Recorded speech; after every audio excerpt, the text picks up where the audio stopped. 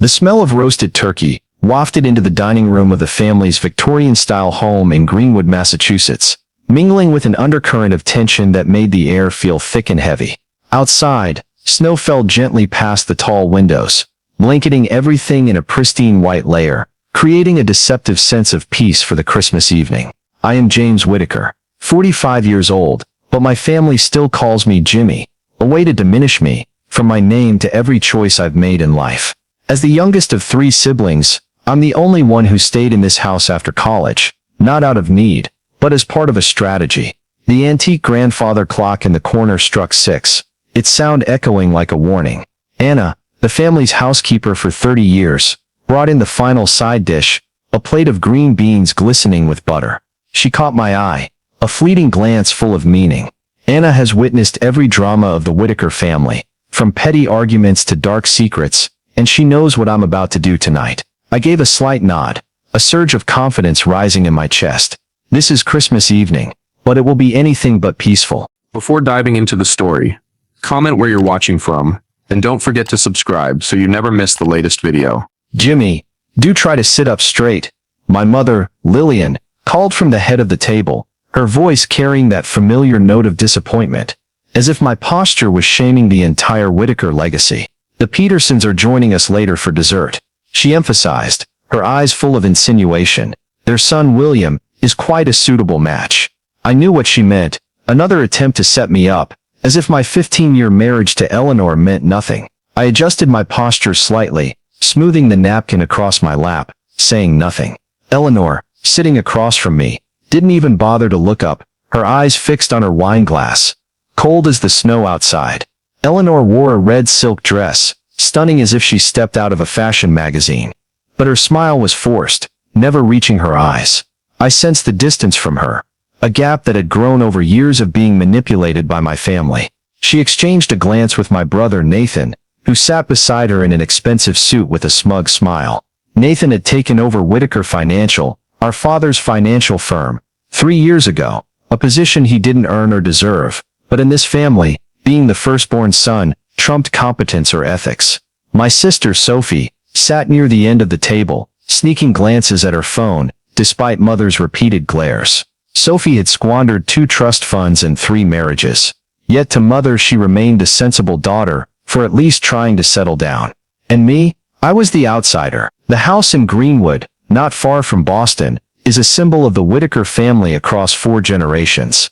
The intricately carved wooden walls, Persian rugs, and sparkling crystal chandelier glimmered as reminders of the heavy legacy I was never truly welcomed into. I stayed here after college, not because I needed a place to live, but as part of a long-term plan, a plan Eleanor and Nathan were about to face. I took a sip of water, noticing how Eleanor gripped her wine glass tightly, as if bracing for something. Before we begin, my father Edward spoke from the head of the table, setting his wine glass down with practiced precision. I think it's time we address the elephant in the room. He paused, his gaze sweeping over everyone. The future of this house. I set my water glass down, keeping my expression calm. This was the moment I'd been waiting for. 3 years, 2 months, and 15 days. As you know, he continued, this house has been in the Whitaker family for 4 generations. With recent changes in the market, certain decisions need to be made.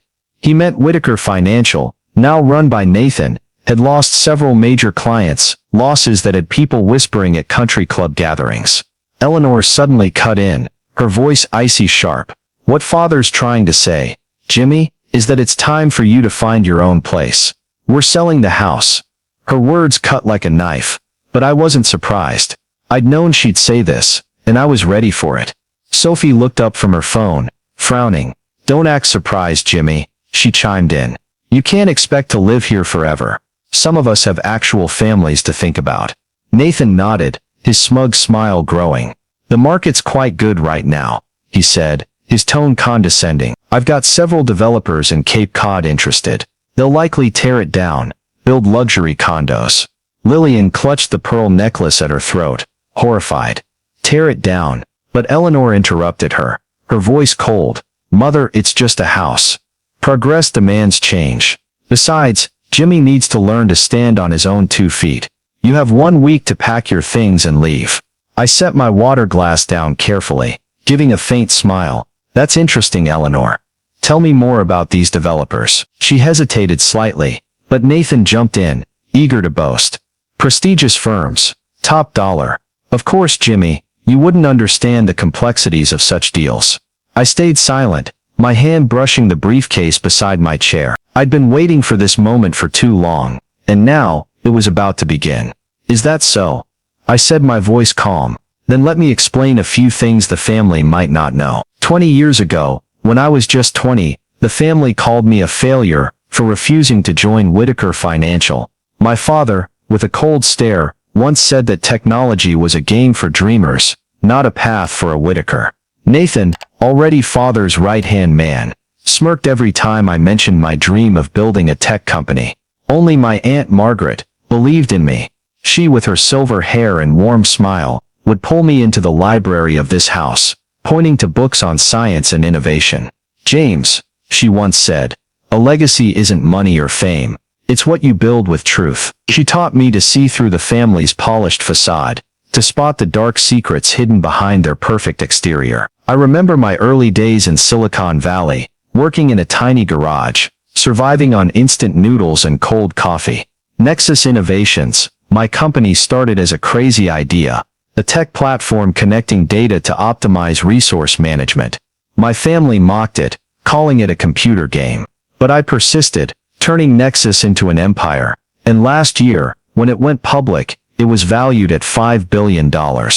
I became the chief innovation officer, one of the founders, but no one in the family bothered to learn about it. They never Googled my company, never asked about the sleepless nights or near bankruptcies. To them, I was still Jimmy, the failure. Eleanor is another part of the story. We met 18 years ago at a charity gala in Boston, hosted by my father. She was the daughter of a business associate, beautiful, intelligent, and ambitious.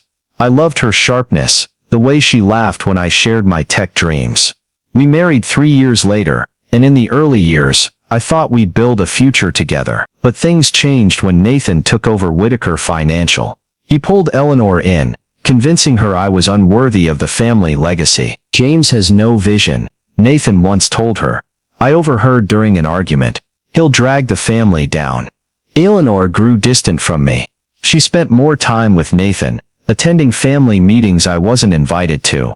I realized she was caught in the Whitaker web of greed, where reputation and money mattered more than kinship.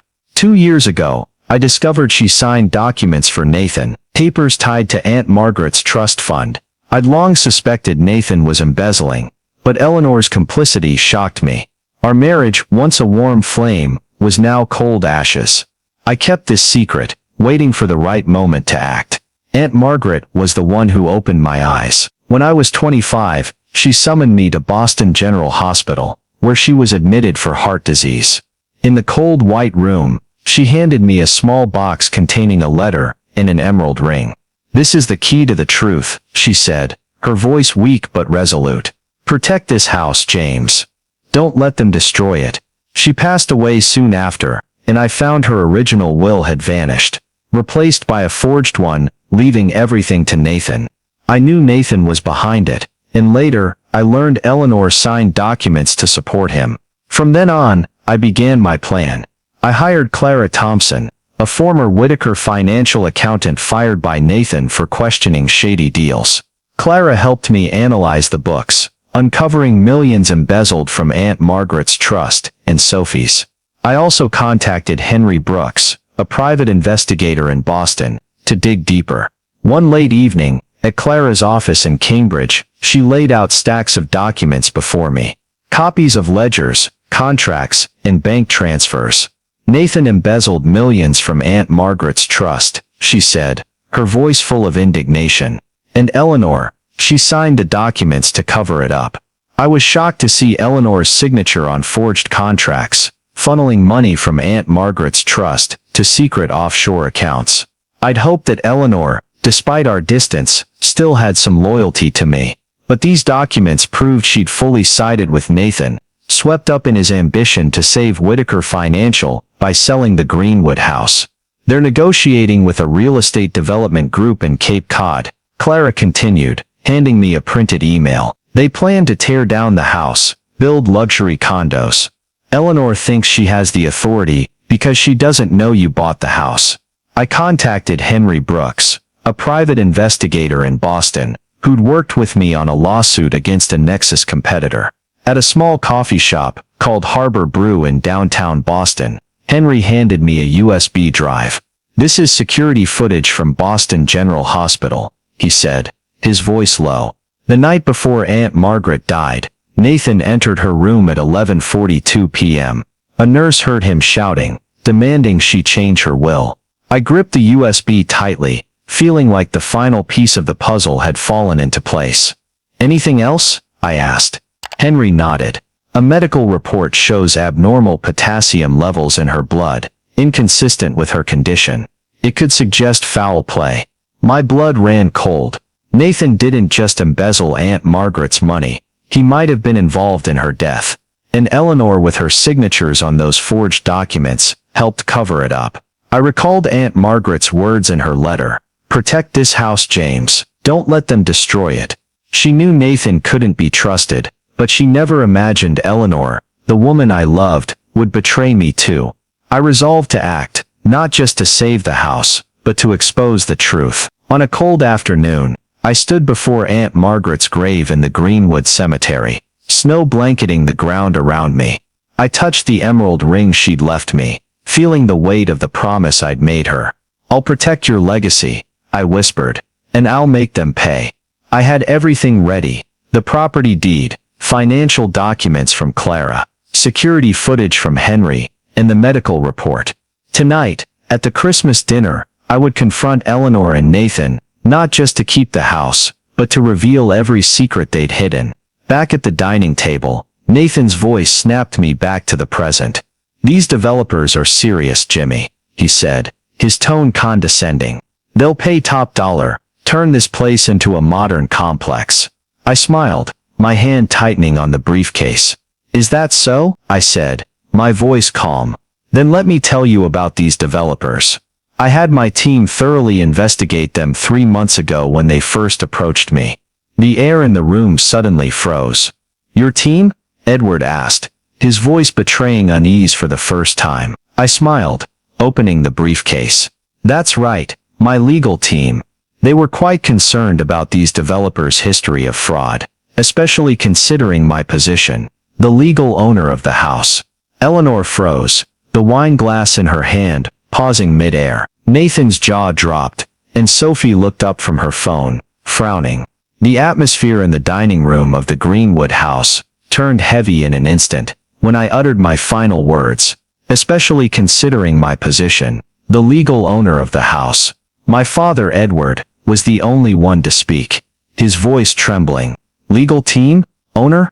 What are you talking about, Jimmy?" I smiled, slowly opening the briefcase beside my chair, pulling out a thick stack of documents. "I think the family should see this before we continue talking about selling the house." I placed the property deed on the table, the signature and bank seal clearly visible on the page. 3 years ago, when Whitaker Financial went bankrupt, the bank was thrilled to sell this house to a buyer with cash and excellent credit. That buyer was me, through a holding company. I am the legal owner of this house. The room fell silent, only the ticking of the grandfather clock marking each second, as if counting down to the collapse of their lies. Eleanor was the first to break the silence, her voice sharp but shaky. "Impossible. This house belongs to the Whitaker family. It's in the trust." I raised an eyebrow, looking straight at her. "The trust Nathan kept borrowing against, to cover Whitaker Financial's losses. The trust father couldn't pay off last spring. The bank doesn't care about family legacy. Eleanor, they needed money, and I made a cash offer." Nathan slammed the table, the plate in front of him rattling. "You're making this up. The house couldn't be sold without family consent." I gave a cold smile, pulling another stack of documents from the briefcase. "Really? Then take a look at these. This is the transfer agreement, receipts for property taxes. I've paid for 3 years, while letting you all live here for free." I slid the documents toward him, but my eyes stayed fixed on Eleanor. "And Eleanor," Care to explain why your name is on forged contracts, transferring money from Aunt Margaret's trust? Eleanor's face went pale, the wine glass in her hand, trembling until a few drops of red wine splashed out. What are you talking about? She stammered, but I didn't give her a chance to deflect. Don't play dumb, Eleanor. I have everything here, forged contracts, bank transfers, and even emails between you and Nathan discussing the sale of this house to the Cape Cod developers. I pulled out a stack of printed papers, placing them on the table like a verdict. My legal team investigated these developers 3 months ago. They have a history of fraud, and I know you and Nathan chose them because you thought I wasn't smart enough to notice.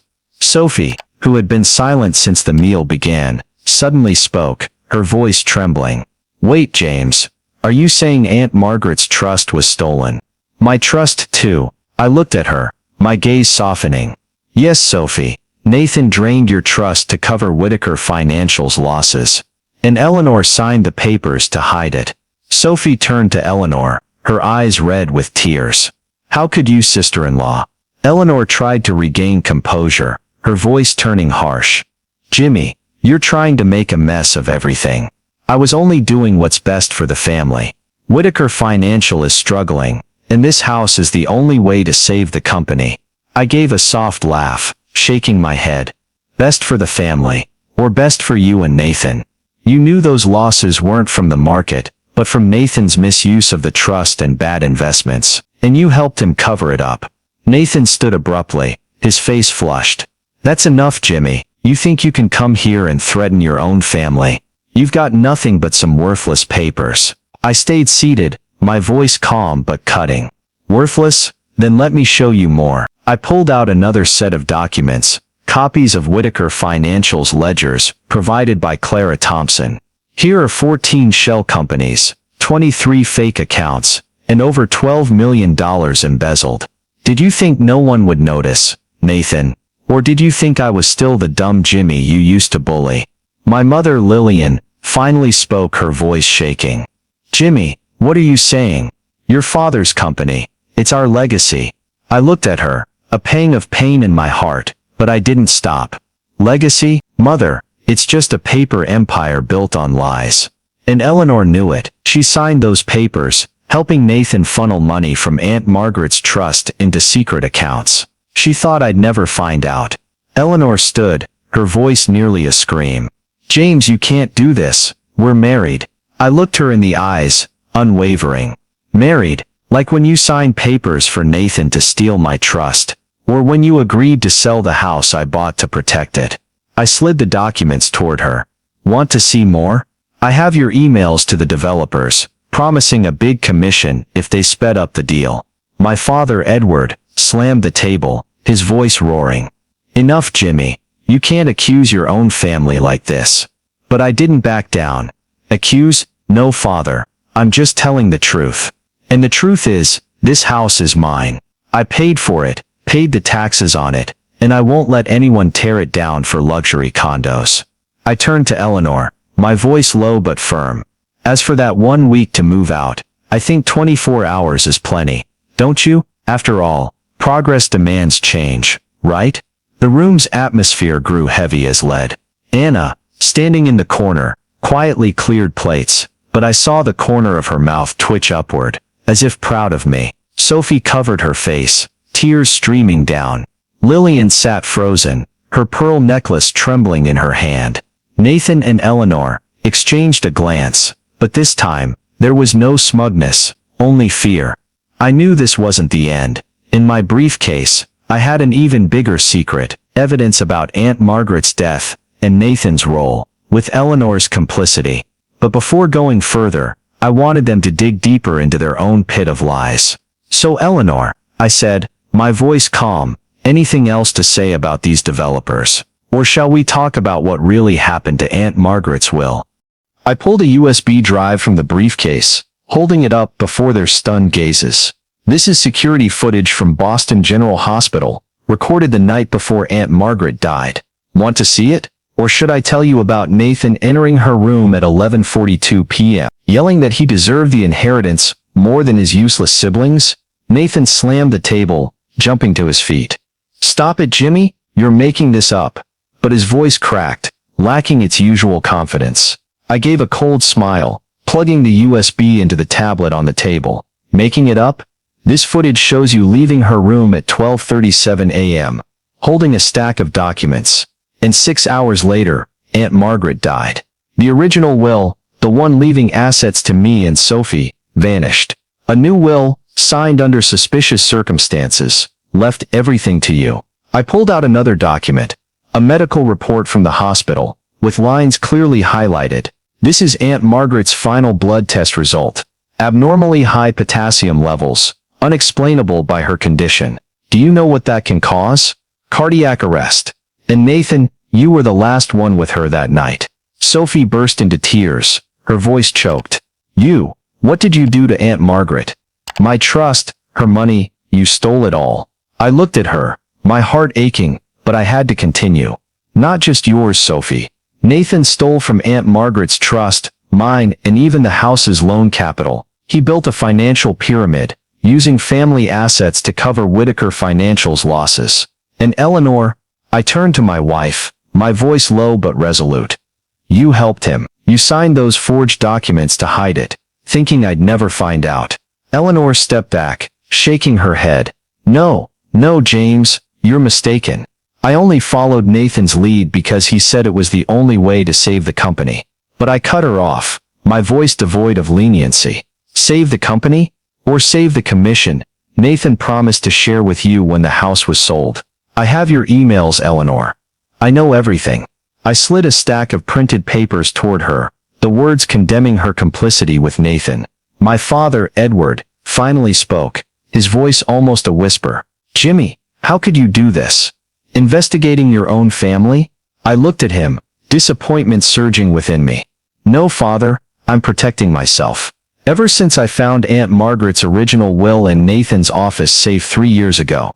Nathan flinched, his eyes widening. You broke into my office?" I gave a faint smile. "Not quite. Your secretary, Lisa, let me in. The one you fired for threatening to expose your affair with an investor's assistant. She works for Nexus Innovations now, and she keeps excellent records." Lillian dropped her wine glass, the sound of shattering glass piercing the silence. Anna, standing in the corner, started to move to clean it up, but I raised a hand to stop her. "Leave it, Anna," I said gently. "In fact, Anna, you should take the night off. With full pay, of course. And don't worry about your job. You'll still have a place when this is over." Anna nodded, her eyes full of gratitude, then quietly left the room. I turned back to the family, my voice low but sharp. "As for Aunt Margaret's will, Nathan, care to tell the family? Or shall I explain how you threatened her in the hospital, forcing her to sign a fake will?" Nathan collapsed into his chair, his face white as paper. Eleanor covered her face, muttering, "James, please. Stop." But I didn't stop. "Stop. Isn't this what family dinners are for? Sharing memories." I pressed a button on the tablet, and the security footage began to play. Nathan's image entering Aunt Margaret's room clearly visible. The nurse's report echoed in my mind. I heard him shouting about deserving the estate more than his siblings. I looked at Nathan, my voice icy. "And now, the SEC will know everything. Every loan, every secret account, and what happened to Aunt Margaret." I stood, gathering the documents. "The police will be here in about 10 minutes. I called them before dinner." Eleanor slumped into her chair, tears streaming down her face. "James, we're married." But I just looked at her, my voice low. "We were married, Eleanor." "Not anymore." The grandfather clock ticked again, its sound echoing like a final note to the Whitaker family's lies. The grandfather clock in the Greenwood dining room ticked steadily, as if counting down to the final collapse of the Whitaker family. Eleanor's tear-filled eyes held no trace of affection anymore, only the desperation of someone exposed. Nathan sat slumped in his chair, his face pale, the smugness completely gone. Sophie covered her face, her sobs blending with the oppressive silence. My mother, Lillian, held her hand to her mouth, her eyes wide with horror, while my father, Edward, stared at the stack of documents on the table, as if it were a death sentence. Eleanor suddenly stood, her voice faltering, almost pleading. "James, you can't do this. We're married. You can't turn me over to the police." I looked at her, a flicker of pain passing through me, but it was quickly replaced by resolve. "Married?" I repeated, my voice low. "Not anymore, Eleanor. We haven't been for a long time." I pulled an envelope from the briefcase and slid it toward her. "This is the divorce petition. Sign it, and I'll give you a small allowance to start over. But don't expect my forgiveness. I'm not staying here to listen to these lies." Nathan roared. I pulled out my phone, my voice icy. "Don't bother, Nathan. My security team has surrounded the house since early this evening. You're not going anywhere." "Security team," Eleanor muttered, her eyes wild with confusion.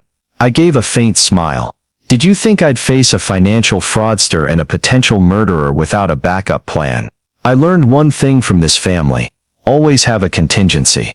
The sound of police sirens began to echo from a distance, cutting through the thick snow outside. The family froze, like cornered animals.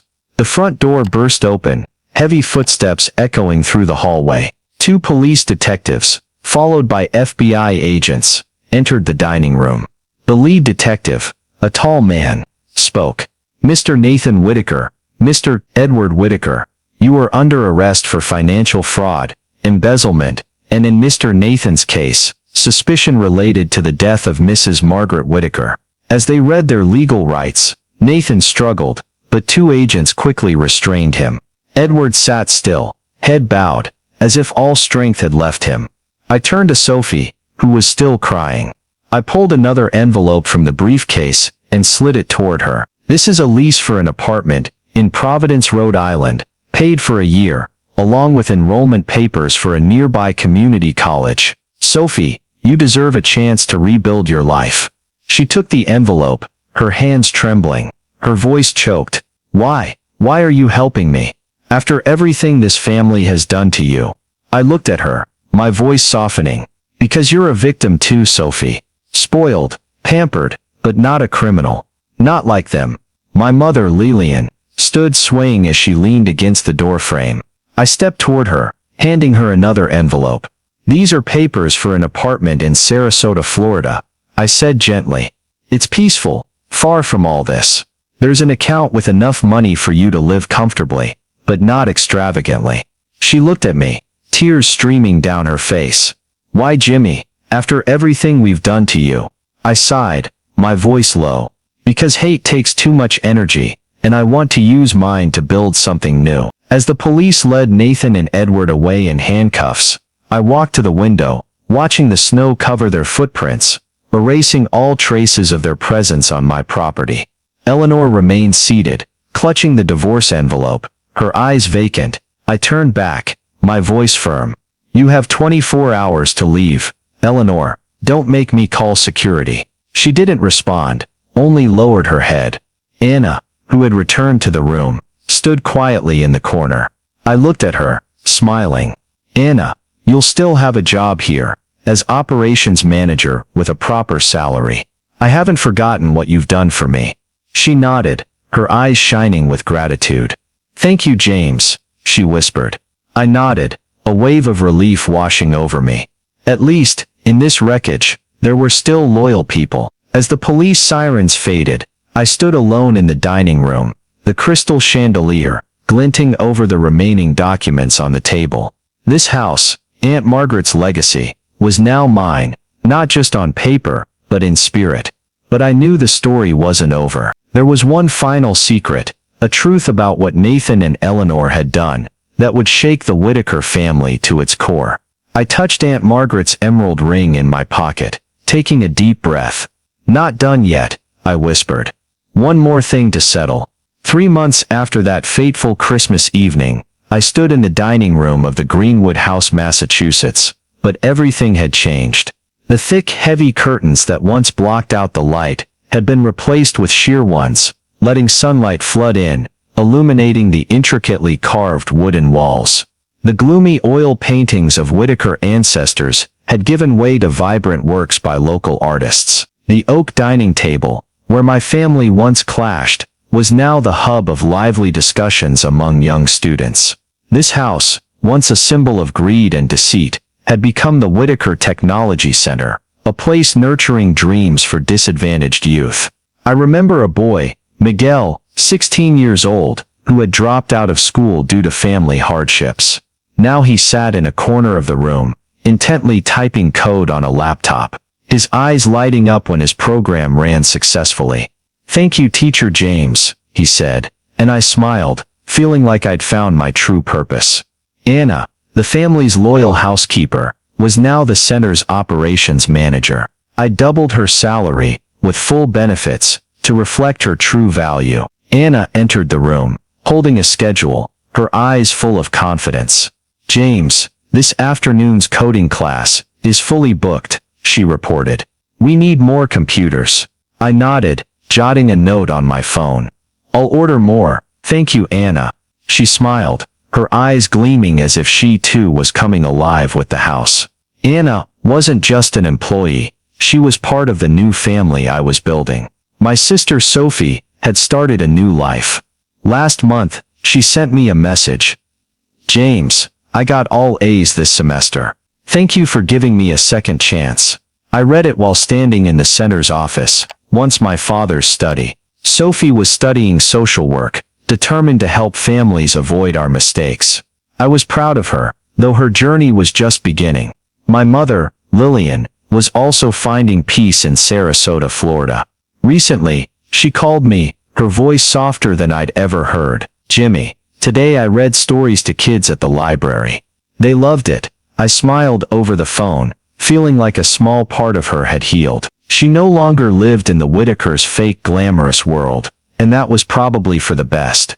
Nathan and my father were serving their sentences. Nathan got 20 years for financial fraud and suspicion related to Aunt Margaret's death, while my father received 12 years for complicity.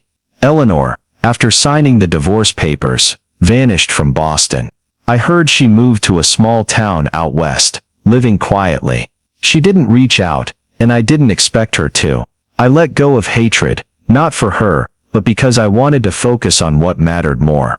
I stepped out of the office, carrying a small box Aunt Margaret had left.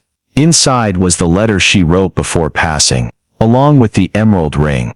I opened the letter, rereading the slanted lines.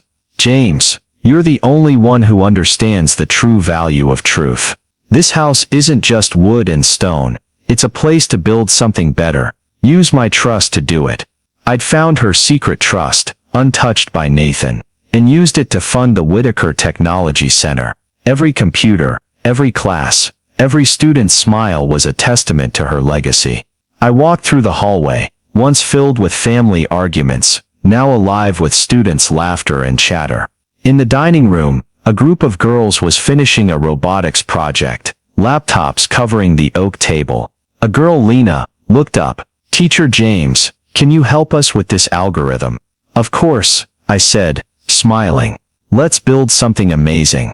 As the sun set, I stood in the yard, watching snow fall lightly on the land, now truly mine, not just on paper, but in my soul. The students' laughter rang out, replacing the old arguments. On the desk in the office, Aunt Margaret's photo stood, her eyes seeming to smile. "The house still belongs to family." I whispered to the photo, but a different, better one. I knew the journey wasn't over. The center was just the start, with many challenges ahead. But for the first time, I felt I was where I belonged. This house, once a battlefield of greed, was now a beacon of hope. And I, James Whitaker, had found my true legacy, not in destruction, but in building a future worth having. The story of James Whitaker. In at Christmas dinner, my wife said time to move out, so I showed her the property. Deed reflects deep issues of trust, greed, and forgiveness, offering valuable lessons for life in the U.S. today, where financial pressures, family conflicts, and personal ambitions often overshadow core values. James, a 45-year-old tech entrepreneur, was betrayed by his family and wife, Eleanor, who plotted to sell the Greenwood house to save Nathan's failing financial firm. Yet James didn't seek revenge through destruction. He chose to rebuild, turning the house into the Whitaker Technology Center, to support struggling youth, and giving Sophie a fresh start. His journey proves the power of patience, preparation, and compassion in overcoming adversity. The lesson is that in modern American society, where greed and competition often dominate, from family estate disputes to corporate financial scandals, the best response isn't retaliation, but building a legacy based on truth and values, as James did by creating an educational center. His support for Sophie and Lillian, despite their past disdain, shows forgiveness can heal and open new opportunities. In real life, when facing betrayal or injustice, learn from James, prepare thoroughly like his evidence gathering, stay true to your principles, and channel your energy into creating something positive, like a community center or a meaningful career, instead of dwelling in hatred. This not only helps you overcome pain, but inspires others, embodying the spirit of innovation and dedication in America today. Subscribe to the channel to follow James's journey of building a new legacy and other inspiring stories. Thank you for joining us, and see you in the next video.